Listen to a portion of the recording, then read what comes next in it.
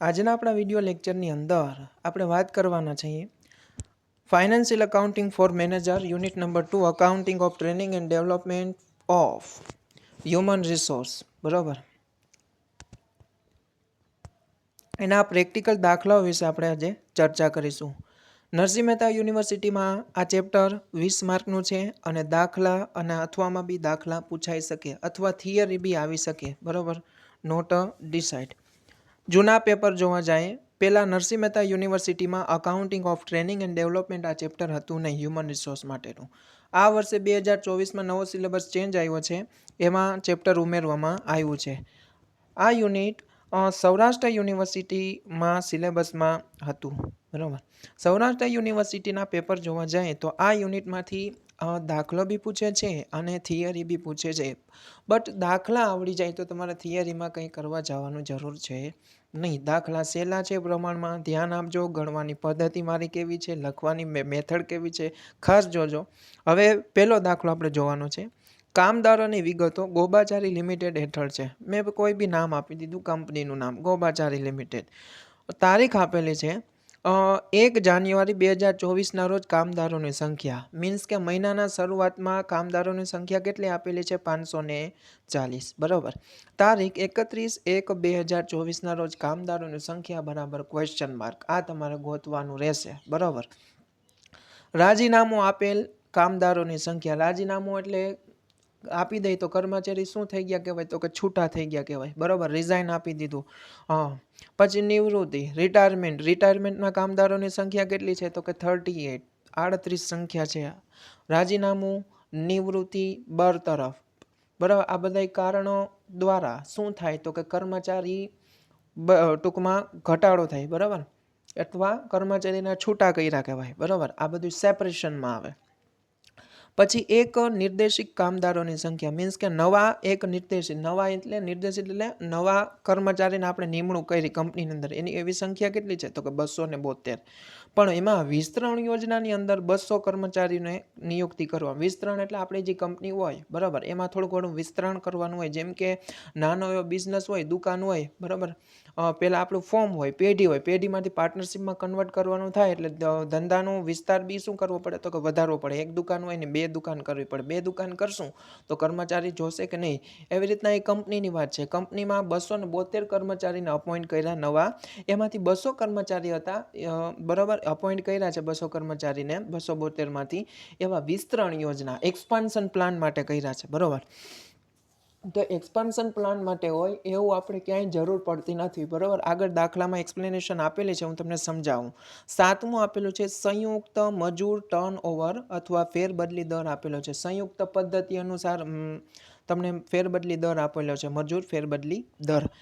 આપેલી માહિતી મુજબ 31/1/2024ના રોજ કામદારોની સંખ્યા શું છે અને રિપ્લેસમેન્ટ પદ્ધતિ અનુસાર મજૂર ટર્નઓવર અથવા ફેરબદલી દર ગોતવાનો રહેશે બરાબર. ખાસ નોંધી લેજો બરાબર. આ તમારો સમ છે. હવે આનું આપણે સોલ્યુશન જોવાનું છે. ખ્યાલ આવ્યું? રાજીનામું આપે, નિવૃત્તિ થાય, પછી ફેરબદલી થાય, બરતરફ થાય બરાબર. આ બધાય શું? તો કે કર્મચારીના છૂટા થવાના કારણો છે બરાબર. આ એક તમારો સમ છે. હવે આનું સોલ્યુશન કેવી રીતના આપવું ખાસ જોજો. મેં જેવી રીતના લખ્યું છે એવી રીતના તમે પેપરમાં લખશો તો આરામથી તમને નો ડાઉટ માર્ક આવશે. પહેલાં તો મેં કંપનીનું નામ લખી નાખ્યું, જે તે કંપની ગોબાચારી લિમિટેડ છે. શરૂઆતના કામદારોની સંખ્યા 540 આપેલી છે, મેં લખી નાખી. આખરના કામદારોની સંખ્યા ચોખ્ઠું કરીને મેં મૂકી દીધું હતું, ક્વેશ્ચન માર્ક કર્યું ને તમને સમજાવવા માટે લખ્યું છે ગોતવાના છે કીધું જ. પછી છૂટા થયેલા કામદારોની સંખ્યા જે આપણે ફોર્મ્યુલામાં જોઈએ આવે ને, સેપરેશન પદ્ધતિ પ્રમાણે ફોર્મ્યુલા શું થાય? છૂટા થયેલા કામદારોની સંખ્યા ભાગ્યા સરેરાશ કામદારોની સંખ્યા ગુણ્યા 100 બરાબર. એટલે છૂટા થયેલા કારણો શું? તો એક તો રાજીનામાવાળા છે 54 જણા. નિવૃત્ત થયેલા કર્મચારી કેટલા છે? તો કે 38. બરતરફ બરાબર કેટલા છે? બરતરફ એટલે ફેરબદલી આપણે કરી નાખ્યા કેટલા? તો કે 16 કર્મચારી છે. એટલે ટોટલ કેટલો થઈ ગયો? 108 ટોટલ થઈ ગયો. ખ્યાલ આવ્યો?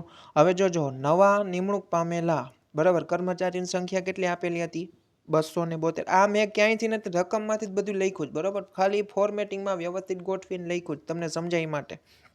પેપરમાં તમારે લખવાનું છે આ મુજબ બરાબર 272 એમાં પછી કાઉન્સમાં કીધું તું વિસ્તરણ યોજનામાં કેટલા કર્મચારીઓ હતા તો કે 200 બાકી કેટલા વધ્યા 272 માંથી 200 તો વિસ્તરણના હતા તો બાકી કેટલા તો કે 72 વધ્યા 72 કેના હોય તો કે જૂની જગ્યા જે ખાલી થઈ હોય ને કંપનીમાં એ જ સ્થાન ઉપર નિમણૂક પામ્યા હોય બરાબર વિસ્તરણ યોજનાની આપણે ક્યાંય જરૂર નથી બરાબર ખ્યાલ આવ્યો હવે જવાબ તમને આપેલો છે કયા મેથડ અનુસાર જવાબ આપેલો છે સંયુક્ત મજૂર ફેરબદલી દર અનુસાર જવાબ તમને કેટલો આપેલો છે 30% આપેલો છે બરાબર દર છે એટલે હંમેશા 30% હોય રિપ્લેસમેન્ટ પદ્ધતિ અનુસાર મજૂર ફેરબદલી દર ગોતવાનો છે બરાબર ક્વેશ્ચન માર્ક કરી રાખ્યો આટલું પહેલા લખશો તો ખ્યાલ આવશે બરાબર હવે તમને જવાબ કઈ પદ્ધતિ અનુસાર આપેલો તો કે સંયુક્ત મજૂર ફેરબદલી દર આપેલો છે તમારે લખવાનું સંયુક્ત પદ્ધતિ અનુસાર મજૂર ફેરબદલી દર બરાબર ફોર્મ્યુલા લખી નાખવાનો છૂટા થયેલ કામદારોની સંખ્યા પ્લસ નવા નિમણૂક થયેલા કામદારોની સંખ્યા ભાંગા સરેરાશ કામદારોની સંખ્યા ગુણ્યા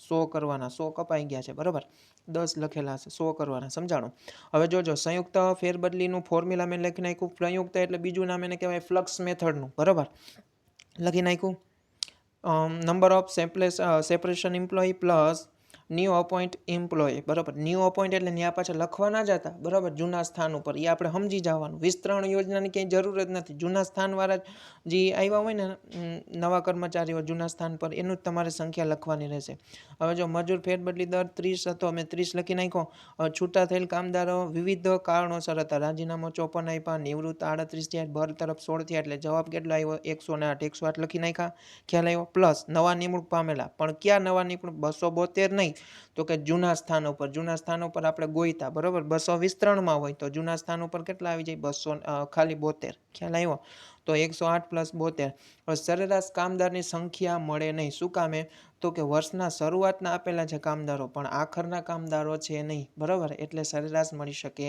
નહીં કંઈ વાંધો નહીં બટ તમને આ સંયુક્ત ફેરબદલી દરનો જવાબ તો આપી દીધો ને આના ઉપરથી મળી જશે સરેરાશ કામદારોની સંખ્યા બરાબર એટલે શું કરવાનું 30 ભાંગા બરાબર ગુણાકારમાં 100 છે એટલે આમની કોર આવેલા એટલે ભાંગાકારમાં ઇક્વલ ટુની આ સાઈડ આવે એટલે ભાંગાકારમાં આવી જાય એટલે 0. તમારો 3 જવાબ આવ્યો બરાબર શું કહેતો 180 એમને એમ સરેરાશ કામદારોની સંખ્યા તો સરેરાશ કામદારોની સંખ્યા બરાબર શું થઈ જાય તો કે 180 ઓમની કોરની સાઈડમાં છે એટલે આમની કોર લઈ આવી એટલે કેટલા થઈ જાય ઇક્વલ ટુની આ સાઈડ તો કે 180 ભાંગા 0.3 એટલે સરેરાશ કામદારોની સંખ્યા કેટલી આવી ગઈ 600 સંખ્યા આવી ગઈ ખ્યાલ આવ્યો તો આ રીતના સરેરાશ કામદારોની સંખ્યા ગોતી લેવાની પછી શું કરવાનું તો કે કઈ પદ્ધતિ અનુસાર તમારે જવાબ ગોતવાનો છે મજૂર ફેરબદલી દર તો કે રિપ્લેસમેન્ટ પદ્ધતિ અનુસાર તો તમારે લખવાનું રિપ્લેસમેન્ટ પદ્ધતિ અનુસાર મજૂર ફેરબદલી દર એટલે શું તો કે નવા નિમણૂક થયેલ કામદારોની સંખ્યા ભાંગા સરેરાશ કામદારોની સંખ્યા ગુણ્યા 100 હવે નવા એટલે વિસ્તરણ યોજનાવાળા નહીં ખાલી આપણે ઓલા 72 જણાને ગોઈતા જૂના સ્થાન ઉપર એને જ લેવાના તો 72 ભાંગા સરેરાશ કામદારોની સંખ્યા ઉપરથી મળી ગઈ 600 ગુણ્યા 100 એટલે કેટલો જવાબ આવ્યો તમારો 12%. ટકા હંમેશા લગાડજો કેમ કે દર છે હજી એક વસ્તુ ગોતવાની છે અડધો જવાબથી અડધો બાકી છે શું તો કે આખરના કર્મચારીની સંખ્યા ગોતવી કેટલા મળે તો કે ખાસ ધ્યાન આપજો આખરના કર્મચારીની સંખ્યા ગોતવી હોય તો સરેરાશ કામદારોનું સંખ્યાનું ફોર્મેટ મૂકવાનું મીન્સ કે ફોર્મ્યુલા મૂકવાનું સૂત્ર સરેરાશ કામદારોની સંખ્યા બરાબર અથવા કામદારે અમુકમાં મેં લખેલું હશે અમુકમાં કર્મચારી લખેલું હશે બરાબર મારી ટૂંકમાં લખવાની સ્ટાઇલ પ્રમાણે સરેરાશ કામદારોની સંખ્યાનું ફોર્મ્યુલા શું થાય શરૂઆતના કામદારો પ્લસ આખરના કામદારો ભાંગા 2 હવે જો શરૂઆતના કામદારો 540 આપેલા હતા આખરના કામદારો હતા નહીં બરાબર એટલે આપણે ગોતવાના છે પછી જો સરેરાશ કામદારોની સંખ્યા મળી ગઈ હતી કેટલી તો કે 600 તો 600 મેં અહીં મૂકી દઉં જવાબમાં શરૂઆતની સંખ્યા છે 540 મૂકી દીધા આખરના નથી એટલે એમને રહેવા દે ભાંગા 2 કરી નાખો 600 ગુણ્યા 2 કરી નાખવાના એટલે તમારો જવાબ 1200 આવી જશે 540 એમને રહેવા દેવાના પ્લસ આખરના કામદારોને આ સાઈડ લઈ લેવાના 1200 માંથી 540 પ્લસમાં છે તો આમની કોર આવે ઇક્વલ ટુ માઇનસ થઈ જાય એટલે 1200 માંથી 540 માઇનસ કરી નાખવાના એટલે આખરના કામદારોની સંખ્યા બરાબર તમને કેટલા મળી જાય તો કે 660 આ તો તમારો ક્વેશ્ચન નંબર 1 બરાબર થોડુંક અઘરું લાગ્યું હશે બરાબર સ્વાભાવિક છે પહેલો દાખલો હોય એટલે થોડું ઘણું ના સમજાય 1-2 વાર પાછું રિપીટિશન કરી લેશો એટલે સમજાઈ જશે ખ્યાલ આવ્યો અહીંયા સુધી રાખીએ નેક્સ્ટ લેક્ચરમાં બીજા ક્વેશ્ચન વિશે આપણે વાત કરીશું થેન્ક યુ